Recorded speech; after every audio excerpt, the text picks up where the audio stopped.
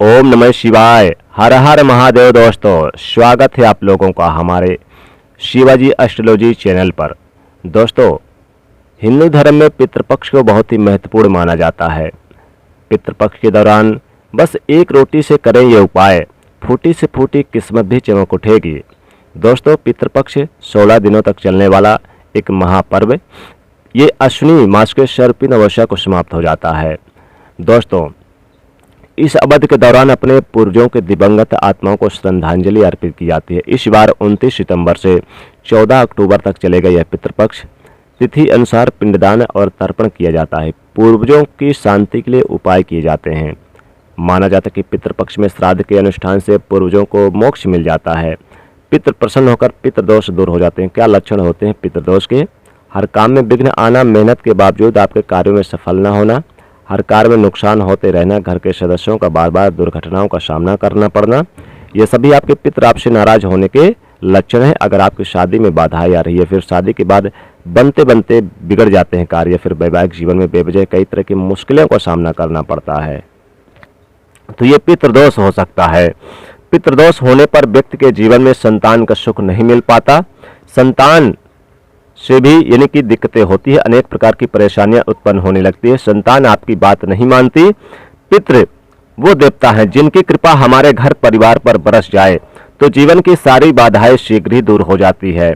और देवी देवताओं से पहले अगर पितरों को प्रसन्न किया जाए तो मनुष्य के जीवन के संकट अपने आप ही खुद दूर हो जाते हैं। तो आज की इस वीडियो में हम आपको कुछ ऐसे उपाय बताएंगे जिन्हें आप इस पितृपक्ष में या फिर उसके बाद भी करने के बाद पितृदोष से मुक्ति पा सकते हैं, ग्रह दोषों को दूर कर सकते हैं, जीवन के सारे कष्टों का निवारण कर सकते हैं। तो वीडियो को आखिरी तक जरूर देखना और कमेंट बॉक्स में जय पितृदेवता लिखना ना भूलें। दोस्तों, पितृपक्ष में तिथि के अनुसार श्राद्ध अवश्य किया जाता है। श्राद्ध के दौरान श्राद्ध का सबसे पहला भाग अग्नि देवता के लिए निकालना ना भूलें। महाभारत काल में सर्वप्रथम अत्रि मुनि ने ऋषि निमि को श्राद्ध का उपदेश दिया था और ऋषि निमि ने श्राद्ध करना प्रारंभ किया था। कहा जाता कि इसके बाद महर्षियों और लोगों के द्वारा वर्षों तक पितरों को श्राद्ध के रूप में भोजन दिया जा रहा था। इससे पितर पूर्ण रूप से तृप्त हो गए, लेकिन लगातार श्राद्ध के भोजन से पितरों को पाचन की समस्या हो गई।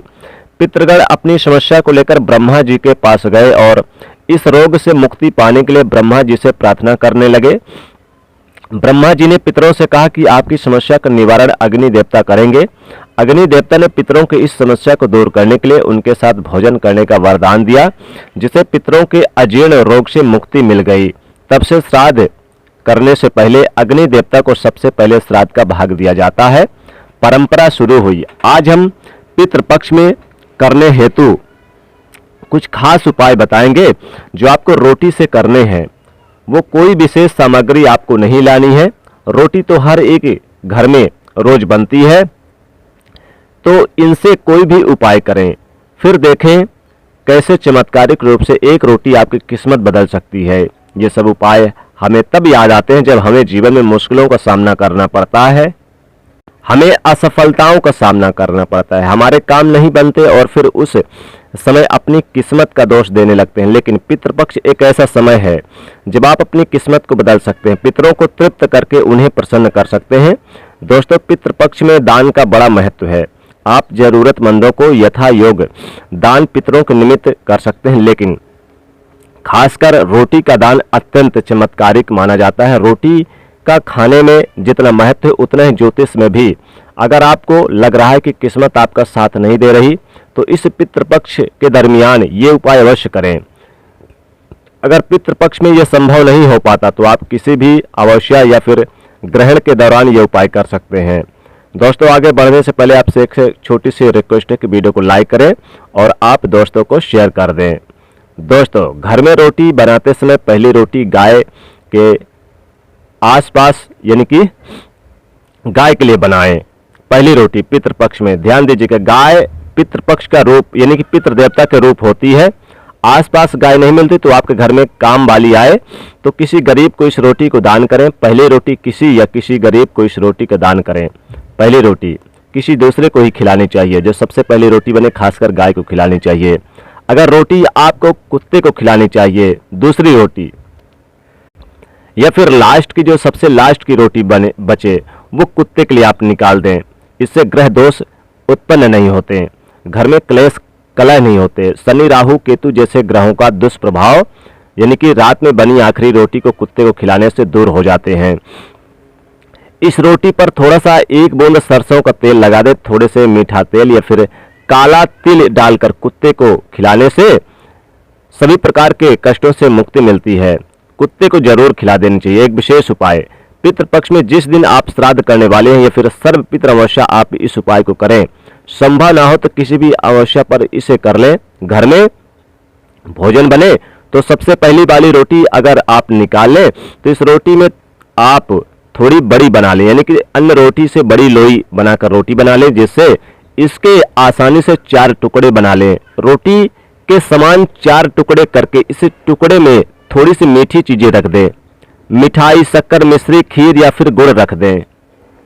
ये उपाय आपको अकेले में करना है। ध्यान रखें कि ये करते समय आपको कोई देखना, रोके ना, टोके ना। अब रोटी का पहला टुकड़ा ले जाकर गाय को खिला दें।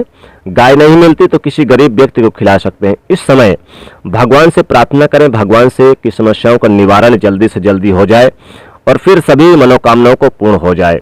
दोस्तों, गाय न सिर्फ धार्मिक नहीं बल्कि ज्योतिषों में भी इसका महत्व है। नवग्रह की शांति के लिए गाय की पूजा विशेष रूप से पितृपक्ष में करनी चाहिए, लाभदायी माना जाता है। गाय में 33 कोटि देवी देवताओं का वास होता है तथा पितरों का भी वास माना जाता है। तो पितृपक्ष खत्म होने से पहले रोटी का ये 4 टुकड़े का एक भाग गाय को खिला दे या फिर किसी गरीब निर्धन ब्राह्मण को खिला दे। और इसमें पहली रोटी अगर आप गाय को खिला देते हैं तो आपके पितर आपसे प्रसन्न होते हैं और शांति दिलाने का विशेष लाभदायक ये उपाय है। अब रोटी का दूसरा टुकड़ा अब कुत्ते को खिला दें। शिव पुराण में कुत्ते को रोटी खिलाने की महत्वता वर्णित है। रोटी खिलाते समय बोले कि यमराज के मार्ग का अनुसरण करने वाले श्याम और सबल के इन दोनों कुत्तों के लिए अन्न का भाग देता हूं, वो इस बलि को स्वीकार करें। ऐसा आप नियमित तौर पर ये भी कर सकते हैं, लेकिन कम से कम पितृपक्ष में आप इसे रोज करें, अमावस्या पर करें, पितरों को तिथि पर करें। इसे कुकुर बलि भी कहते हैं। रोटी के तीसरे भाग को आप कौवे को खिला दें। तब बोलना है, पश्चिम, वायव्य, दक्षिण और नैऋत्य दिशा में रहने वाले पुण्य कर्मा कौवे मेरे इस दी हुई बलि को ग्रहण करें। शास्त्रों में इसे काक बलि कहा जाता है। अब रोटी का बचा हुआ अंतिम टुकड़ा घर पर आए किसी भी भिक्षुक को दे, आसपास किसी गरीब को दे सकते हैं। इस उपाय से किस्मत बदलते देर नहीं लगते, जीवन में सकारात्मक बदलाव आने लगते हैं। और अगर आपके घर परिवार पर बार बार आकस्मिक घटनाएं, दुर्घटनाएं आती रहती है, हमेशा बीमारी रहती है, किसी पर कुछ टोना टोटका किया गया है, तो जब भी आप रोटी बनाएं तो रोटी सेकते समय पहले तवे पर कुछ दूध की छींटे डाल दें। इससे घर परिवार के लोगों को स्वास्थ्य संबंधित लाभ मिलता है। बार बार की बीमारी, नजर दोष से मुक्ति मिल जाती है। अगर घर में धन टिकता नहीं है, बार बार धन के कारण हानि होती है, तो आप रोटी का ये उपाय अवश्य करना चाहिए। अगला उपाय टोने टोटके के प्रभाव से मुक्ति दिलाएगा। अगर घर के किसी सदस्य को नकारात्मक ऊर्जा का घेर रखा या फिर लग गया है तो इस उपाय को लगातार आप 45 दिन तक कर सकते हैं। सुबह सुबह 2 रोटियां ले लें और उसमें एक एक टुकड़ा गुड़ का रख दें। अब इसके बाद ये रोटी को पीड़ित के सिर से पैर तक 7 बार बार लें, फिर इसे कुत्ते को खिला दें। इस उपाय से बुरी नजर दोष जल्दी से जल्दी खत्म हो जाएगी। दोस्तों, पितृपक्ष में रोटी और चीनी को मिलाकर पीसकर चींटियों को खिलाने से सफलताओं का दौर दूर होता है। आपको नौकरी पाने में, परीक्षाओं में सफलता अगर नहीं मिलती तो आप आटे में चीनी मिलाकर चींटियों को, यानी जहां चींटी है वहां पर डाल दें। इससे कार्य में आ रही विघ्न बाधाएं दूर होती। अगर घर में किसी छोटे बड़े की तबीयत ठीक नहीं रहती, तो ठीक से खाना नहीं खाते, तो रोटी पर थोड़ा सा गुड़ रखकर बच्चे के ऊपर से इसको 11 बार उतार लें और फिर रोटी आप किसी कौवे, कुत्ते को, काली गाय को खिला दें। गाय काली हो या फिर कोई भी हो, ये उपाय कर सकते हैं। इससे बच्चे के ऊपर से बुरी नजर खत्म हो जाएगी। इस उपाय से पीड़ित और पितृदेवों की विशेष रूप से कृपा बनेगी। दोस्तों, पितृपक्ष में सर्व पितृ अमावस्या के दिन चावल की खीर अवश्य बनाएं। रोटी के छोटे छोटे टुकड़े उस खीर में डाल दें और फिर इसे कौवे को खिला दें। और कौवे नहीं आते तो इसे गाय को खिला दें, कुत्ते को खिला दें। ये उपाय पितृदेवताओं को विशेष कृपा पाने के लिए है। पितृदेवता की कृपा से आपके घर में सुख समृद्धि का वास अवश्य ही हो जाएगा। सर्व पितृवस्या पर जरूरतमंद को मीठे चावल का दान करें। इसके अलावा आटे की गोलियां बनाकर मछलियों को खिलानी चाहिए। इससे घर में धन का आगमन होता है, सभी परेशानियां समाप्त हो जाती है। दोस्तों, अगर आप किसी को अपने बस में करना चाहते हैं तो जैसे सास बहू में अनबन है या फिर पति पत्नी में यानी कि कोई कड़वाहट है, तो आप रोटी बनाएं पितृपक्ष में और पहली रोटी पर उस व्यक्ति का नाम लिखकर यानी कि हल्दी से नाम लिखकर फिर आप इसे गाय को खिला दें या फिर आप चाहें तो कुत्ते को खिला दें। निश्चित तौर पे वो आपके बस में हो जाएगा। तो इस प्रकार से रोटी का ये चमत्कारिक उपाय करने से आपके जीवन के सभी कष्टों से और परेशानियों से मुक्ति मिलेगी। तो दोस्तों, वीडियो को लाइक जरूर कर दीजिएगा और इसे अधिक से अधिक शेयर करिएगा और चैनल को सब्सक्राइब करिएगा। जय मां लक्ष्मी।